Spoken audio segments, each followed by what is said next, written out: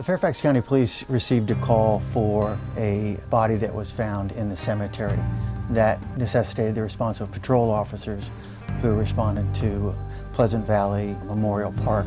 When they responded there, they did find the body of a deceased female. Who is this individual? Can we identify her?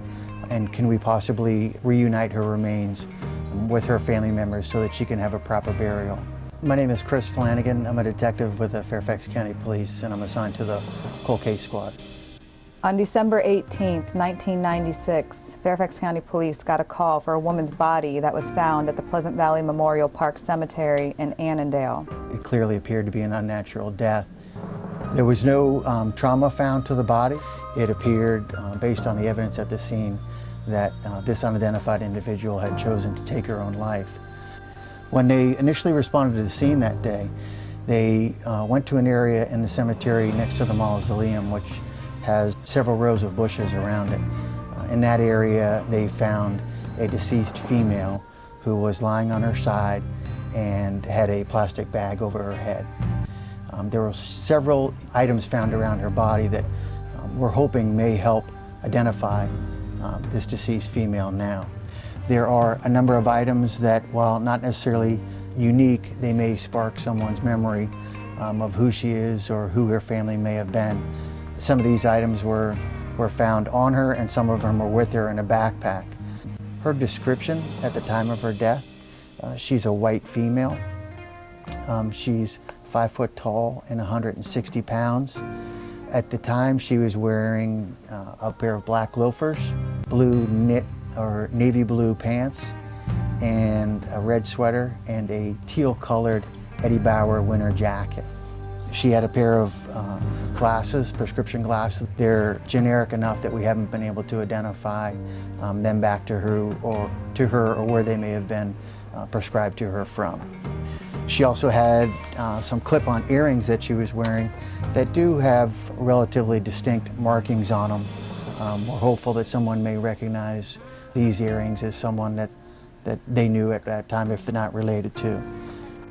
And then she also had other jewelry with her that included this gold-colored watch and the gold-colored ring that has 4 green stones in it. Some of the items that she had with her were a gray backpack, and you can see in this photograph here there's several items that she had that were a little bit out of the norm. The juice bottles that she had, the first one is a Looza, L-O-O-Z-A. It's not a common drink that we found around that time. And the cassette tapes were also there with her in her backpack. There were 3 cassettes. One of them was Mel Brooks and Carl Reiner. The title of that was From the 2,000-Year-Old Man. Another one was Monty Python and the Holy Grail. And the third one was Jeff Foxworthy, You Might Be a Redneck. We believe that she brought that to the scene with her. And it was right next to her body. It was a small, maybe a 2-foot ornamental Christmas tree that was standing next to her. She had a scar identified on her at her autopsy that is consistent with a vertical cesarean section scar. In addition to her clothing and jewelry, we also noticed that she had her fingernails painted red. Our sketch artist had also done some sketches that have previously been released to the public. There's a sketch based on her appearance back then without her glasses on. And then we have a sketch from that same time period with the glasses that were found. We have a significant amount of evidence that we could use to connect this person to a family member if a family member had come forward. We have her fingerprints, we have her dental charting, as well as we now have a DNA profile for our Jane Doe in the cemetery. We're not out looking for a suspect in this case, or even so much how she died at this point. Her death was ruled a suicide, and it was by asphyxiation. The evidence is pretty clear of that. What's not clear is who she was. We're hopeful that someone will recognize these items and contact the police department and let us know how they recognize them and who they may be related to. She hasn't been forgotten.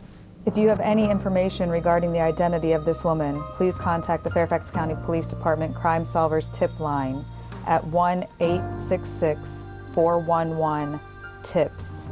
That's 1-866-411-8477, or the Fairfax County Police non-emergency number at 703-691-2131.